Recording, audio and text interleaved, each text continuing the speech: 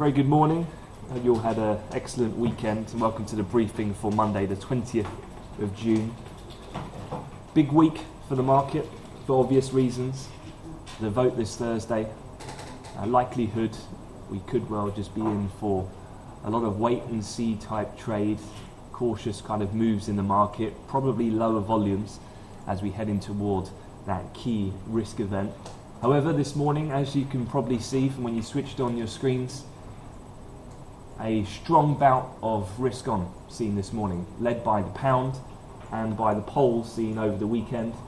Cable currently trading up 250 pips has reclaimed the 146 handle. Stock futures gapping up, and so cash equity markets also seen with 2% gains as well, at least in the case of the FTSE. Now, why has this happened? Well, big swing in the polls over the weekend. Just sharing with you here some of the latest that have come out, because there's been quite a few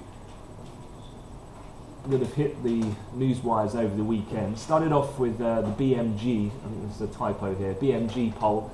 This was actually taken before the event that happened with the UK politician Joe Cox, and that already had on a phone poll, which remember phone poll techniques are seen as more accurate historically, that shows a 7-point lead for Remain campaign.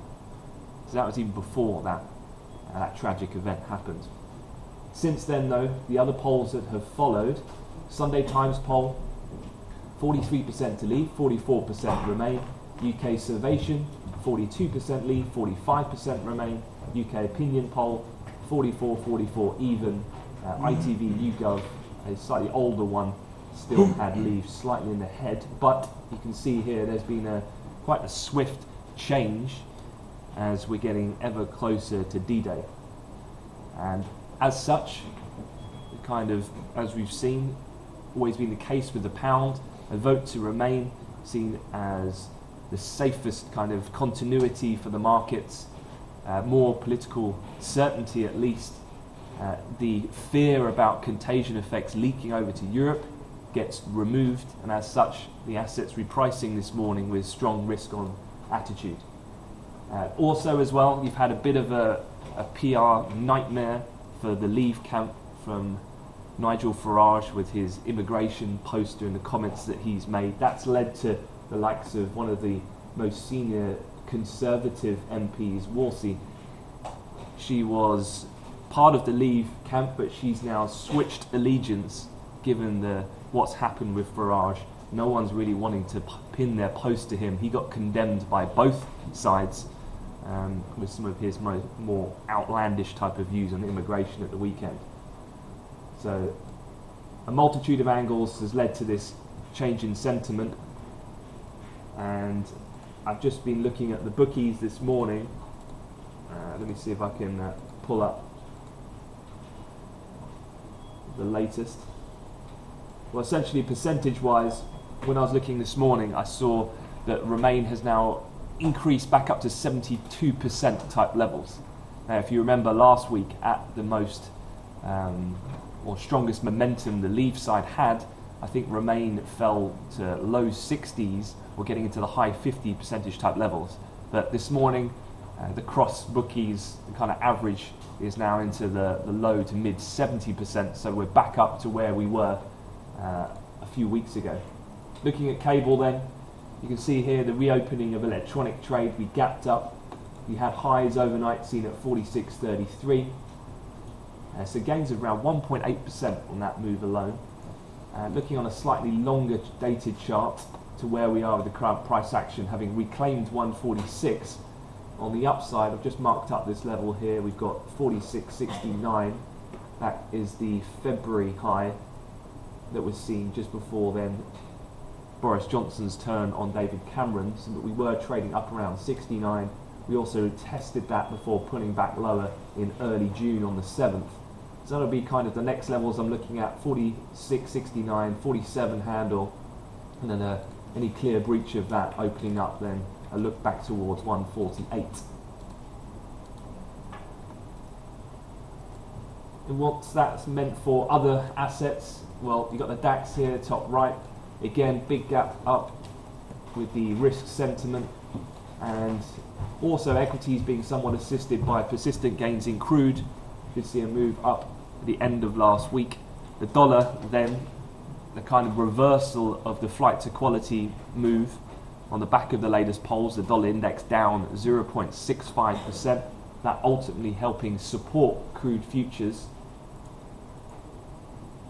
And also as well, if you think about it from a more global perspective, you've had the likes of the World Bank last week, all of the kind of major third-party agencies and think tanks have been talking about the ramifications that Brexit would have on global growth.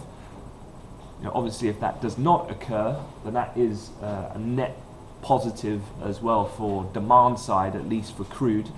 If, although we're going through a kind of fragile recovery globally overall and world growth is slowing, the rate of which that slows is going to be less severe if we avert a Brexit, which is looking more likely in terms of this morning. A few other things just to bear in mind then is what could sway voters going forward. This is kind of the next big event coming up. This is on Tuesday night, tomorrow night, 8 p.m, Wembley Arena. It's almost like a boxing match of sorts. Boris versus Sadiq Khan. You can kind of forget the rest. It's going to be those two head to head, which the public are going to be most wanting to see. And the reason why I think this is important is because although we've had this strong switch back to calls for Remain, there's still going to be a large amount of the populace who are undecided. And it's those undecided who, in previous political votes, which are quite key to swing in which direction. And so this could be the last real chance. There's also another, I believe, Jeremy Paxman's doing one on Thursday night, and then that's the last live televised debate. But these will be key for those who are undecided at this point and which way they swing. Another quite interesting graphic just to share with you is what I saw out of the research analysts at Credit Suisse over the weekend. If you just bear with me, my computer's having a bit of a Monday morning at the moment. So this was a chart that I saw from Credit Suisse, and what they were looking at was what would happen politically if we did have a vote to leave, and how really it's not quite as straightforward as some might believe. They actually put the percentage, even if we voted to leave in this referendum, the percentage of that actually materialising, they only put at 70%. So it's certainly not assured that that would definitely play out and be the case, that over the 2-year horizon, once that Article 50 of the Lisbon Treaty has been triggered, that we've actually successfully been able to negotiate an exit of the EU. You can see from this chart then what various things would lead to a vote to leave. The biggest kind of near-term decision would be Cameron. Does he stay or does he go? If he resigns, then you'd have a Conservative leadership election. That would obviously take time, all of which no doubt would be large amount of uncertainty in the market. One of the key things though is just coming down to the bottom right hand corner is if there is, let's say, Cameron resigns, there's a leadership race, that gets messy, that creates a pretty severe economic downturn both domestically and in Europe and globally, then that could then swing public opinion if we do indeed turn into a recession. And in that state, that could then recall for a second referendum, of which then we vote to remain. So it's not as clear cut as a one and done decision, is what this graph was saying. So that's quite an interesting one I saw from the weekend. Moving swiftly on though, for this week, there are some other things to be aware of, although the latest polls, you've got to be vigilant for those as and when they come out, they're going to be key. Today's calendar is actually extremely quiet, so I would imagine that it's going to be a sentiment driven day. I'd be very vigilant at around 11:30, 11:45 when the US start to come in. How do they digest this news? My thinking being, would there be any kind of second reaction to this already quite large move that we've seen as they also discount a potential Brexit? Given the fact that, as you can see from the calendar that I'm sharing, there's very little here on the docket. We had Rightmove house prices overnight. Quite interesting actually, as London house prices actually decreased by 0.2%. The rest of the country actually went up, but London actually fell. When was the last time you heard London house prices actually declining on a month-to-month basis? Kind of shows the uncertainty in the market and people holding back on these large ticket purchases, particularly with the higher values in London. Looking further forward into the week, just sharing with you this of the highlights. I did send this out to you in your emails on Friday. Again, Monday pretty quiet. Tuesday, actually, from a US perspective, does get quite interesting. Janet Yellen is speaking. It's her Humphrey Hawkins. So, essentially speaking, she makes two real main semi-annual speeches, this being one of them. She speaks to the Senate Banking Committee first, and then she largely reiterates the conversation with a Q&A with the House Financial Services Committee on the Wednesday. It's the Tuesday one that's more important. But I would say that this particular semi-annual speech of Yellen has lessened in importance for two reasons. One, because at the moment it's a backseat to the looming referendum on Thursday. And then secondly, we only recently had the FOMC decision with the full projections and press conference. So if anything, we've already got the latest thinking from Janet Yellen. It would be probably more interesting if it were next week after we've got the decision made over the referendum, but this coming ahead of Thursday. Another quite interesting event potentially just to keep an eye on is Tuesday you get the German Constitutional Court hearing on the ECB's bond buying programme. Now you know where Germany sits on the spectrum of hawkish and dovish, and what their feelings are about more QE. They're very much against it, especially likes of Jens Weidmann, the head of the Bundesbank. One thing is that with ECB bond buying, although that's heavily underway now, it does need to be ratified across every parliament in Europe. And so a congressional hearing or constitutional hearing in Germany might be just something to watch, any potential hiccups, although I don't really foresee that materialising.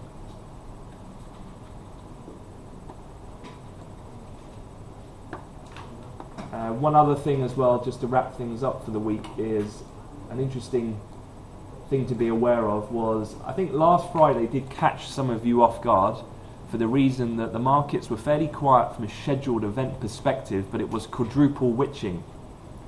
Now, quadruple witching refers to the third Friday of every month, or of every, quarter, March, June, September, December. And on those days, that's market index futures, market index options, stock options, and stock futures all expiring. And that typically, when there's a like calendar, increases market volatility. And I think a couple of you may have got caught out with that around the open. You know, we saw a bit of aggressive price movement at the open of Wall Street trade. But in those sorts of situations, there's no underlying fundamental catalyst. So those actual price movements to be sustained are lessened. Normally it's just the noise around the expirations. This, and the reason why I'm pointing it out is because on Friday, what I'm sharing with you here is that quite a lot of US banks and brokers have been talking about the day after the referendum. Now obviously you're going to get big price movement. Either you get a relief type rally in assets on the vote to remain, or you get the more probably harsher price movement on the actual vote to leave. This is going to be somewhat ramped up though in potential volatility by the fact you've got the annual rebalancing of FTSE Russell indices. So this typically, irrespective of the referendum, is one of the busiest trading days of the years for fund managers, basically as they position and rebalance their portfolio for the index rebalancings. This all coming the day of the result of the EU referendum. So with that thinking then, although we've had a big kind of gap up this morning, relief that these polls have moved to remain, and how that might play out into Thursday. You could well be wait and see mode. Markets may well be quite quiet up until the vote, and then Thursday night, Friday day, given the rebalancing of the FTSE Russell indices as well, is going to be extremely busy. Once again, we won't be open live in the office, but Ben Yip will be covering at home on HotCom till the early hours, and then Will and I will be in the office from 6 a.m. Friday morning. If you'd like to join us, then please do come in early. Okay, that wraps up the briefing for this morning. So have yourself a good session. Again, not much on the calendar today, so just be reading sentiment, following price movement, particular interest to when the US come in. How do they react to this news? Do they take profit on the moves that we've seen, or do we see a second wind to the kind of the sterling strength and the underlying strength in stock futures? Okay, have a good trading day. Thank you.